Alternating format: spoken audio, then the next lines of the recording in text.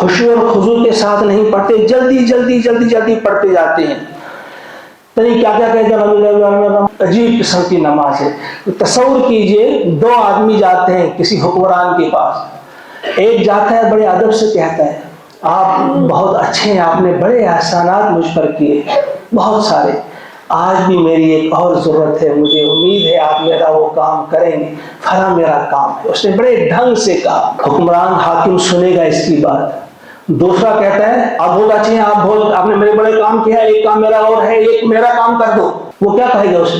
تو یہی جو ہم کہتے ہیں سبحان اللہ سبحان اللہ سبحان اللہ سبحان اللہ سبحان اللہ اللہ اکبر، اس نماز کی کوئی اہمیت نہیں جو خشوع کے بغیر ہو۔ ایک بار پیارے نبی صلی اللہ علیہ وسلم کے پاس ایک شخص آتا، اس نے نماز پڑھی، گیا حضور کے پاس، السلام علیکم یا رسول اللہ صلی اللہ علیہ وسلم، آپ نے فرمایا وعلیکم السلام ورحمۃ اللہ وبرکاتہ، ارجع، واپس جاؤ، نماز دوبارہ پڑھو، تم نے نماز پڑھی ہی نہیں۔